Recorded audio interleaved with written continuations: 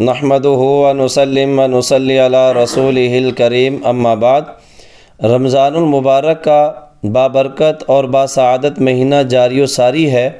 اللہ تعالی ہمیں اس کا احترام کرنے کی توفیق عطا فرمائے۔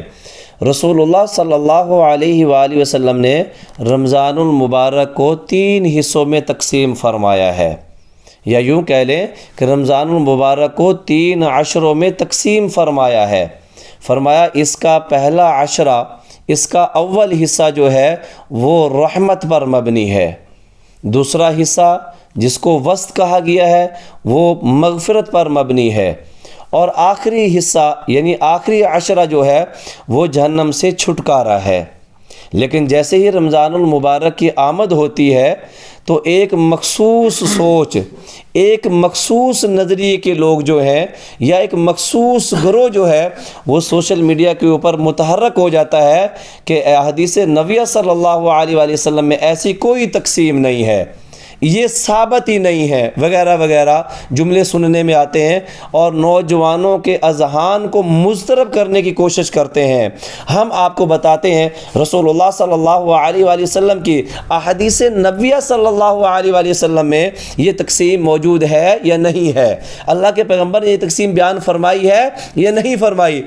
میرے پاس یہ کتاب صحیح ابن خزیمہ ہے، اس کی جلد نمبر 3 ہے، صفحہ نمبر 341 ہے۔ یہاں پر بڑی صراحت کے ساتھ ایک چیپٹر، ایک باب ہے جس کا نام ہے باب فضائل شہر رمضان، اور اس کے ذیل میں امام ابن خزیمہ رحمہ اللہ تعالی علیہ ایک روایت کو لے کر آئے ہیں۔ فرمایا وَهُوَ شَهْرٌ أَوَّلُهُ رَحْمَةٌ وَأَوْسَطُهُ مَغْفِرَةٌ وَآخِرُهُ عِتْقٌ مِّنَ النَّارِ۔ رسول اللہ صلی اللہ علیہ وسلم نے فرمایا کہ رمضان کا اول حصہ جو ہے یہ رحمت ہے، اور اس کا وسط یعنی درمیانہ عشرہ، دوسرا عشرہ جو ہے یہ مغفرت ہے، اس کا آخری عشرہ یعنی اس کا آخر جو ہے یہ جہنم سے چھٹکارا ہے۔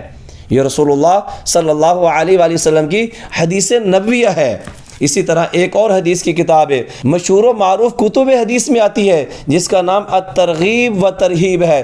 امام منذری رحمہ اللہ تعالی علیہ نے جلد نمبر 2 میں صفحہ نمبر 58 پر اس روایت کو بیان فرمایا ہے۔ وَهُوَ شَهْرٌ أَوَّلُهُ رَحْمَةٌ وَأَوْسَطُهُ مَغْفِرَةٌ وَآخِرُهُ عِتْقٌ مِّنَ النَّارِ۔ امام منذری رحمہ اللہ تعالی علیہ بھی اس روایت کو لے کر آئے ہیں، اور اسی طرح امام بہقی رحمہ اللہ تعالی علیہ جو بہت بڑے محدث ہیں، ان کی مشہور و معروف کتاب ہے شعب الایمان، اس کے اندر امام بہقی رحمۃ اللہ علیہ نے اسے نقل فرمایا ہے، اور یہ جلد نمبر 3 ہے، صفحہ نمبر 1332 ہے، وہاں پر روایت کو لے کر آئے ہیں۔ وَهُوَ شَهْرٌ أَوَّلُهُ رَحْمَةٌ وَأَوْسَطُهُ مَغْفِرَةٌ وَآخِرُهُ عِتْقٌ مِّنَ النَّارِ۔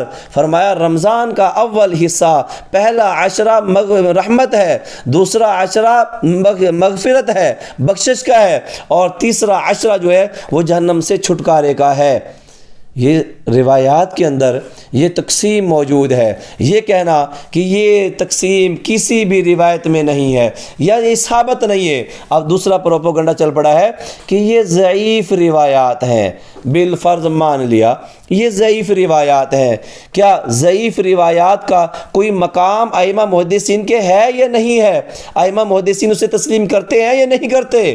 تمام ائمہ محدثین کا رحمہم اللہ تعالی علم اجمعین کا اس بات کے اوپر اتفاق ہے کہ اگر ضعیف روایت شدید مجروح نہیں ہے تو وہ روایت فضائل اعمال میں قابل قبول ہے۔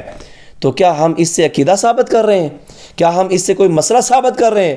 اس سے تو صرف ایک رمضان کی فضیلت بیان کی جا رہی ہے کہ اس کو اگر ضعیف بھی مانا جائے تب بھی یہ روایت اس چیپٹر میں، اس باب میں قابل قبول ہے۔ اللہ تعالی ہمیں ہدایت کامل عطا فرمائے۔ وآخر دعوانا ان الحمد للہ رب العالمین۔